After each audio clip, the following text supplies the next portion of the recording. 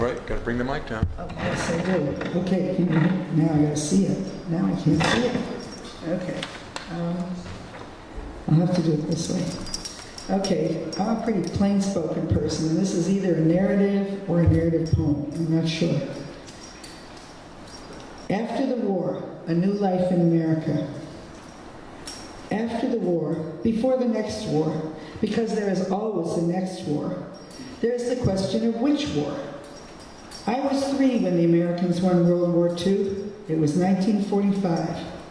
After the war, it was called the Good War. For Jews, Germans, and communists, not so much. After the war, we got our first TV. The TV that brought us gun-chewing, generous Americans humbly donning the mantle of saving the world, waving at the camera, heroes of the American dream. My parents didn't talk much after the war.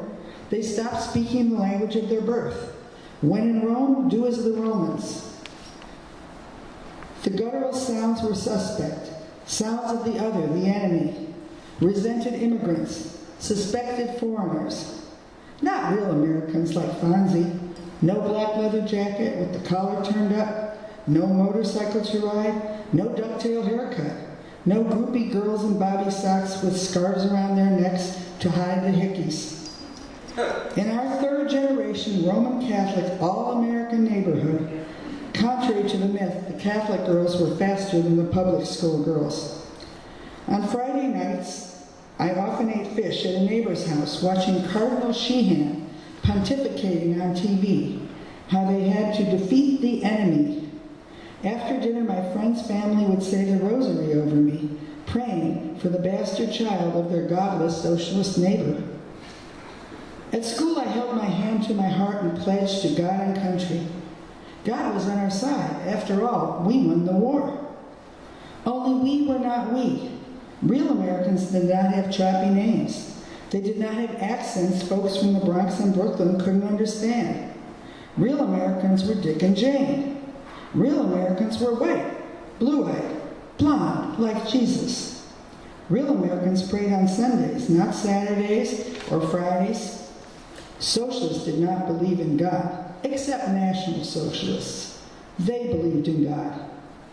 New immigrants didn't know Negroes should know their place. Somehow the enemy had changed.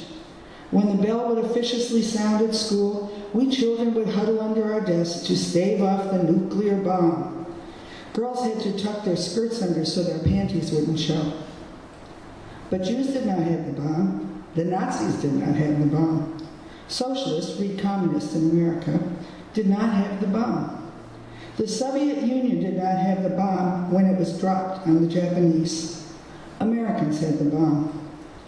In American basements, defunct coal cellars were converted into bomb shelters.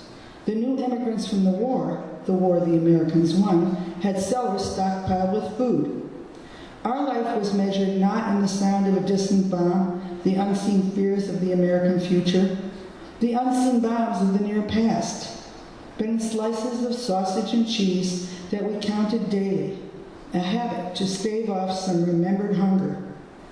I couldn't remember when my Nana died of malnutrition, but I knew. Slices to put on sandwiches in our lunchboxes, to make sure we had enough for everyone. When life was good, we had brisket. When a tuna casserole spilled on the floor, there were tears.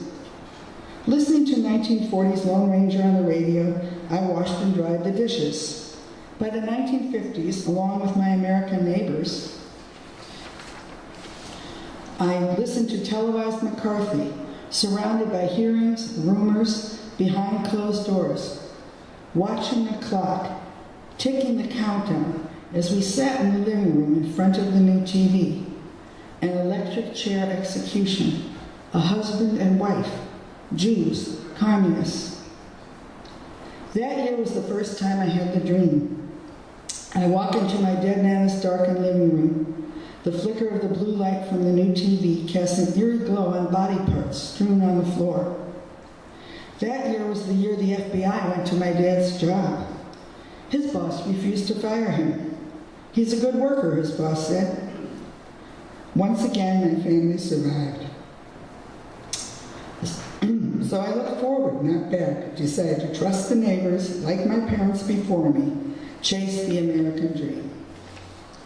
Once in a while, safely asleep in the bungalow my parents bought after the war, I would suddenly wake up, remembering that other dream before it faded back into the oblivion of the unconscious, of frantically shoving body parts under the floral cover on my dead nana's couch, into the new Phillips refrigerator in the kitchen, pushing them out of sight, tidying up our new life in America.